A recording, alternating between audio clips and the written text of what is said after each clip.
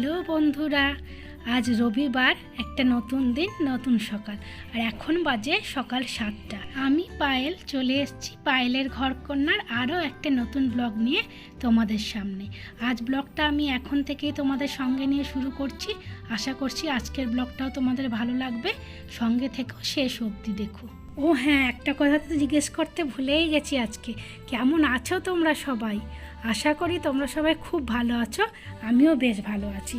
রবিবার দিনটাই তো একটু ফুরফুরে মেজাজের দিন, কারণ বুঝতেই পারছো আজকের দিনটা পরিবারের সবাই একসাথে কাটাতে পারি। তাই একটা মুহূর্ত মিস না করে চুটিয়ে সবাই মিলে একসাথে উপভোগ করার চেষ্টা করি। আমি সকাল সকাল উঠে গেছি, প্রিন্স আর পিঙ্কু এখনও ঘুমোচ্ছে। আর আমি এখন চা করে নিয়ে ওকে বেডটি দেবো। আমি ব্রাশ করে ফ্রেশ হয়ে নিয়েছি। এবারে গাছেও আমি জল দিয়ে দিয়েছি, শুধু ইনডোর প্ল্যান্টগুলো সেগুলোতে জল দেওয়া বাকি আছে। বেচারা এই একটা দিনই সুযোগ পায় একটু বেলা অবধি ঘুমোনোর, তাও বলবে আমার অত্যাচারে ও শুতে পারে না। কারণ আমার তো অভ্যাসবশত মোটামুটি 6:30 প্রত্যেক দিন ঘুম ভেঙে যায়।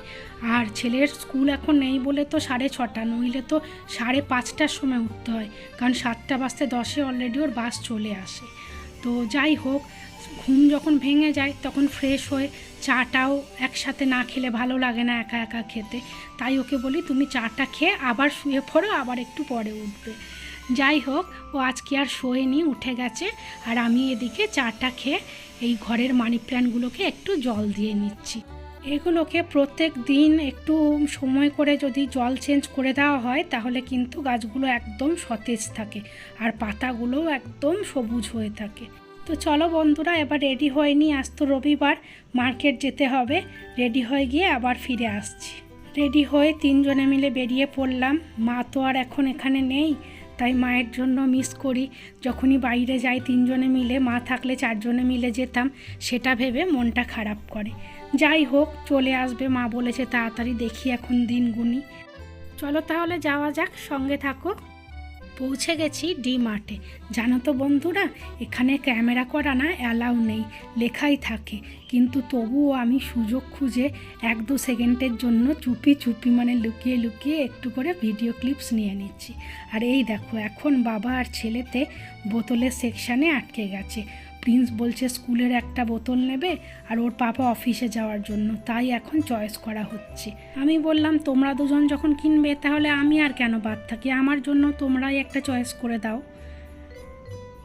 আর এই দেখো, মল থেকে বেরিয়ে সোজা চিকেনের দোকানে এসেছি।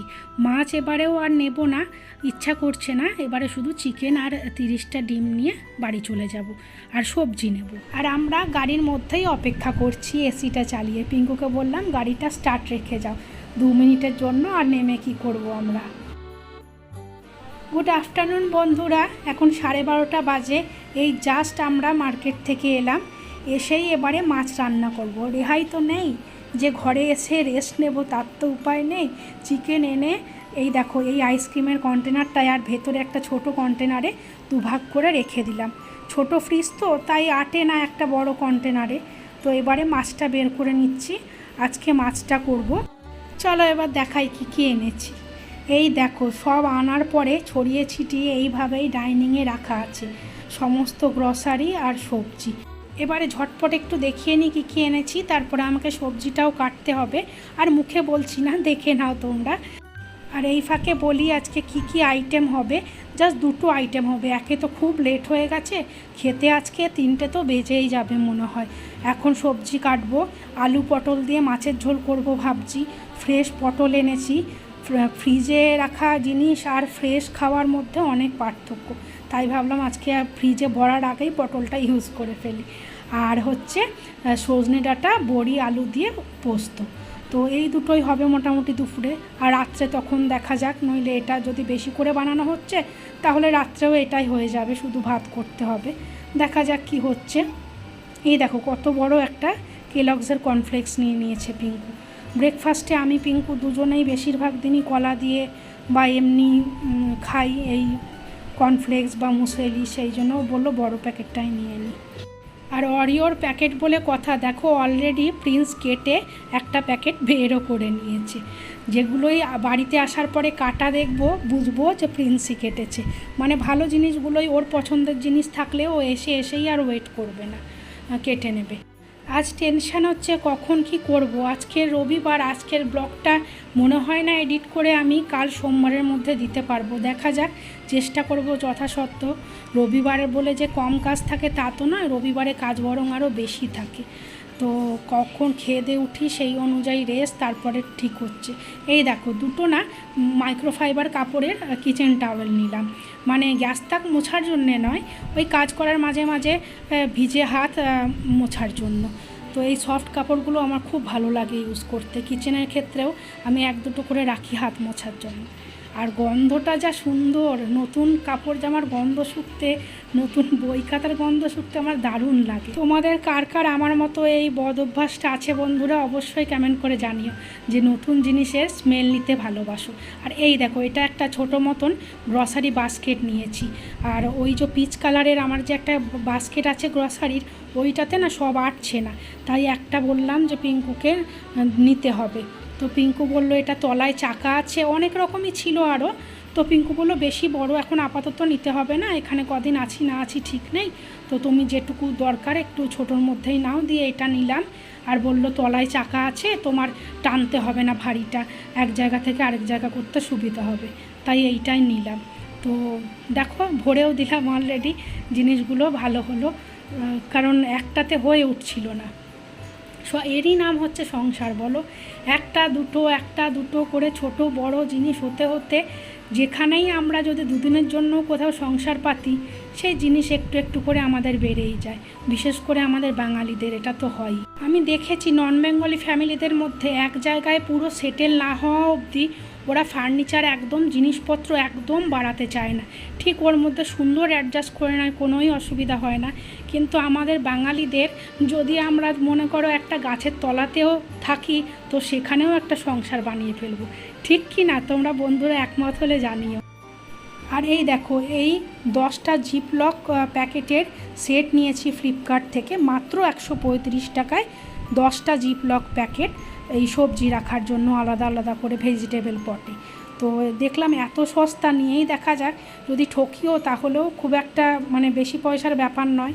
তো দেখলাম না গো, ঠকলাম না, বরঞ্চ লাভবানই হয়েছি। খুব সুন্দর জিপলক প্যাক আছে, ফ্রেশ থাকবে সবজি, আর রিভিউও কিন্তু খুব ভালো ভালো ছিল, তাই দেখেই আরও নিলাম। তো এইভাবে আমিও এক একটা সবজি এক একটা জিপলক প্যাকেটে করে রেখে দিলাম, ডাইরেক্ট এরপর ভেজিটেবল পটে রেখে দেবো। আমিও টেস্ট করে দেখি কদিন কীরকম ফ্রেশ থাকছে, তারপরে তোমাদেরকে ভালো রেজাল্ট পেলে আবারও একবার জানাবো।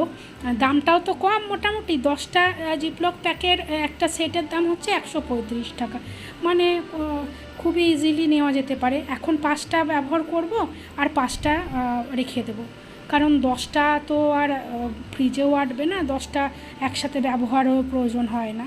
তো যাই হোক, সেই জন্য এইভাবে করব, তোমাদেরকে পরে জানাবো, ঠিক আছে বন্ধুরা।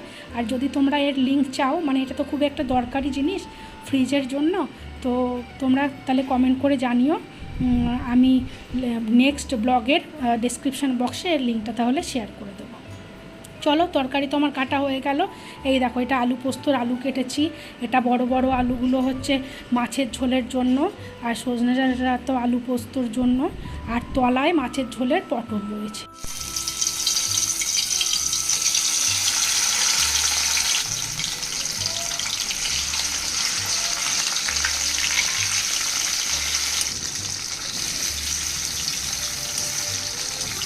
এবার মাছের ঝোলের মশলাটা বানিয়ে নিচ্ছি। আমার না সব সময় মাছের ঝোল ওই পেঁয়াজ রসুন দিয়ে বানাতে ভালো লাগে না, জিরে আদা টমেটো দিয়ে বানাতেও খুব ভালো লাগে, টেস্টটা আমার এর খুব ভালো লাগে।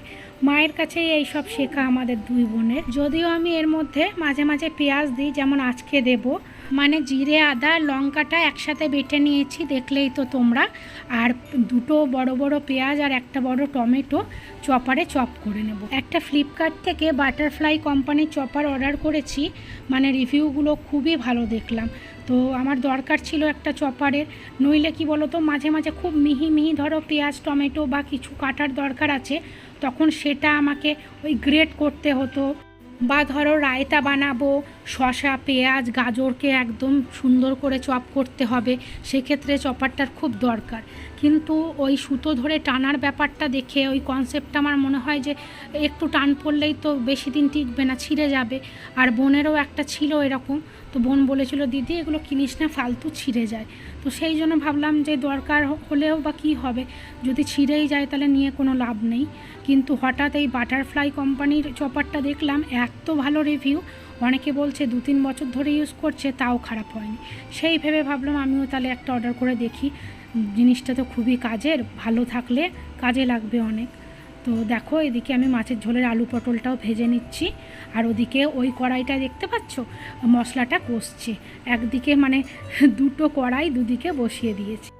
খুবই তাড়াহুড়ো করে করছি, এরপরে আবার আমাকে ঘর ঝাড় দেওয়া মোছাটাও করতে হবে, কারণ তোমাদেরকে তো বলেছি আমার কাজের দিদির হাজব্যান্ড মারা গেছে। ও আবার সেদিন ফোন করে বলল 1 মাস কাজে আসতে পারবো না, তুমি কাজের মেয়ে রাখলে রাখতে পারো, আর নইলে আমি 1 মাস পরে আবার আসবো। তো যাই হোক, আমি বললাম যে ঠিক আছে, এই যখন খুব ভালো তখন 1 মাস অ্যাডজাস্ট করে নিই। আর পিঙ্কু আমাকে বলল যে না, তোমাকে খাওয়া দাওয়া করে আর কষ্ট করে ঘর ঝাড় দেওয়া মোছা করতে হবে না, একদম শরীর খারাপ হয়ে যাবে, সকাল থেকে এত কাজ করছো, খেয়ে দে সবাই মিলে রেস্ট নেব, বিকেলে উঠে আমি তোমার সমস্ত ঘর বারান্দা ঝাড় দিয়ে মুছে দেবো সুন্দর করে তোমার মনের মতো করে। তাই এখন খেয়ে দে আর ওসব কাজ করতে যেও না, অসুস্থ হয়ে যাবে, একটু রেস্ট নাও সবাই মিলে। হ্যাঁ, বলছে কি আমি তোমার ভালো বোন না, এটুকু তো হেল্প আমি করতেই পারি আজকে ছুটির দিনে, দুজনে মিলে কাজ করলে কারোর ওপরেই বেশি প্রেশার হবে না। আর আমার হাজব্যান্ডের এই সমস্ত জিনিসই আমার ভীষণ ভালো লাগে, ও বরাবরই প্রচণ্ড রকমের সাপোর্টিভ, যেমন সেরকম কেয়ারিং, যে কোনো আমার ভালো মন্দ সব ব্যাপারে ও আমার পাশে থাকে, আমাকে সাপোর্ট করে, আমাকে হেল্প করার চেষ্টা করে। আমি সত্যিই প্রচণ্ড ভাগ্যবতী যে এরকম একজন হাজব্যান্ডকে আমার নিজের জীবনসঙ্গী হিসেবে পেয়েছি। আমাকে ও একটুও কোনো ব্যাপারে চিন্তা করতে দেয় না, বেশি চিন্তা করলে সব চিন্তা নিজের মাথায় নিয়ে নেবে, একটু বেশি খাটলে পরিশ্রম করলে সাহায্য করে দেওয়ার চেষ্টা করবে, সব ব্যাপারে একদম যেন ঢাল হয়ে থাকে আমার সামনে। তাই আমি যেন ওকে পেয়ে আরও বেশি নির্ভরশীল হয়ে পড়েছি প্রত্যেকটা ব্যাপারে ওর ওপর।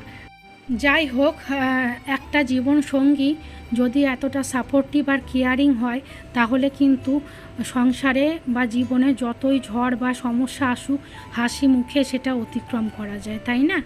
চলো বন্ধুরা, অনেক বকবক করে ফেললাম, কথা বলতে বলতে আমার কাজও মোটামুটি এখনকার মতো সব কমপ্লিট হয়ে গেল।